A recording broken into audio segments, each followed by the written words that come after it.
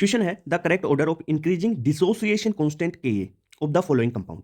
अब देखो जो के है, के बढ़ेगा, इसका मतलब क्या है, एसिडिक स्ट्रेंथ बढ़ेगी, एसिडिक स्ट्रेंथ बढ़ेगी तो के बढ़ेगा। के का डायरेक्टली प्रोपोर्शनल क्या होता है, एसिडिक स्ट्रेंथ। तो क्वेश्चन में आपको एसिडिक स्ट्रेंथ पूछा है, यानी जो डिसोसिएशन कांस्टेंट है के वो बढ़ेगा, उसका मतलब क्या है, एसिडिक स्ट्रेंथ बढ़ेगा, तो एसिडिक स्ट्रेंथ का ऑर्डर आपको पूछा है, वही के का ऑर्डर होगा। अब देखो यहाँ पे ग्रुप क्या दे रखा है आपको, NO2, NO2 दे रखा है, NO2 माइनस M और माइनस I इफेक्ट शो करता है।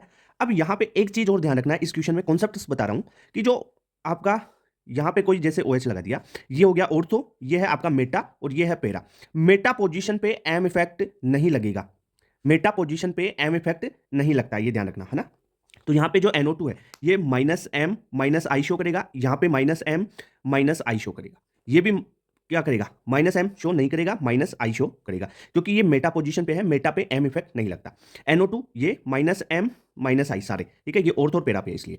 अब देखो जो एसिडिक स्ट्रेंथ होती है ना, वो डायरेक्टली प्रोपोर्शनल होती है किसके, माइनस M माइनस H और माइनस I इफेक्ट के, यानी minus M minus I minus H जितने ज्यादा होंगे एसिडिक स्ट्रेंथ उतनी ही ज्यादा होगी। यहां पे देखो तीन तीन NO2 लगे हुए हैं, तो सबसे ज्यादा एसिडिक स्ट्रेंथ तो किसकी हो जाएगी, एसिडिक स्ट्रेंथ, और वही के का ऑर्डर होगा। तो थर्ड की तो सबसे ज्यादा हो जाएगी, थर्ड लिख देता हूं। अब देखो थर्ड के बाद में आ जाएंगे सिंगल NO2 वाले। अब सिंगल NO2 वालों में देखो माइनस M इसमें है, माइनस M इसमें है, इसमें माइनस M नहीं है। प्रायोरिटी क्या होती है, माइनस M की ज्यादा होती है माइनस S से, और माइनस H की ज्यादा होती है माइनस I से, ये बात भी ध्यान रखना। ओके, तो थर्ड की सबसे ज्यादा। अब देखो क्या हो जाएगा, जो ये है यहां पे तो M इफेक्ट नहीं लग रहा, इसलिए ये पीछे चलेगा।